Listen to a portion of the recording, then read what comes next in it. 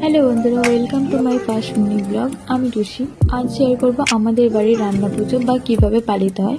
আজ ছিল আমাদের রান্না পুজো, তাই আমি সকালবেলা স্নান করে মন্দিরে পুজো দিতে চলে এসেছিলাম।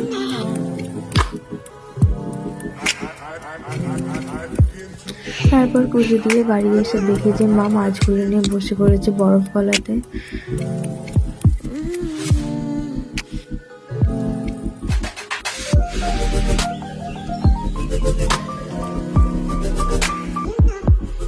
তো এখানে দেখো আমার কাকিমা কি করছে, পুরো মাথা খারাপ হয়ে গেছিল।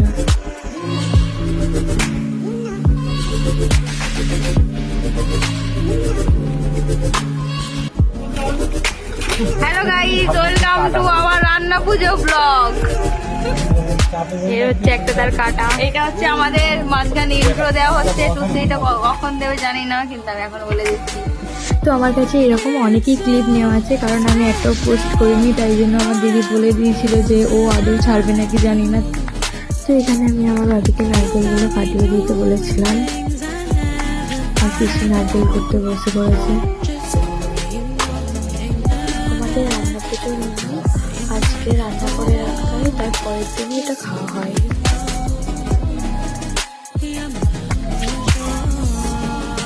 তারপর দেখো এখানে ভাত খেয়ে এখানে সবজি নিয়ে বসে পড়েছে। যেহেতু এখন যদি না সবজিগুলো কাটা হয় তাহলে অনেকটাই লেট হয়ে যাবে। আর এখানে আমার মা, কাকিমা, পিসি, দিদা সবাই মিলে সবজি কাটতে বসে পড়েছে। আর এখানে সবজি সব কাটা হয়ে গেছে, তারপর ধোয়াও হয়ে গেছে। তারপর এখানে ঠাকুরের ভাতটা বসিয়ে দিয়েছে।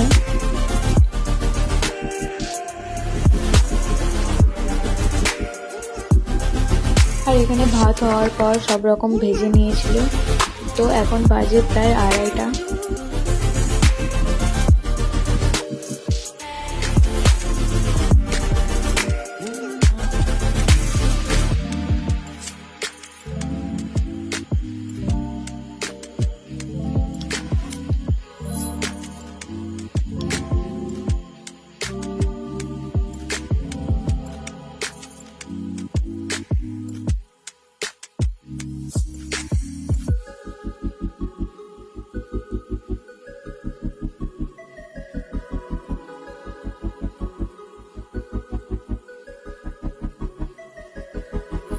এখন বাজে প্রায় 3:30।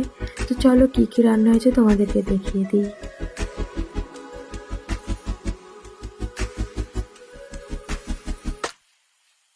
তো এখানে আমার মা পুজো করতে বসে গিয়েছিল। করার পর জলে ভাত দিতে হয়, তারপর হচ্ছে তারপরে পুজো হওয়ার পর আমরা খেতে বসে গিয়েছিলাম। তারপরে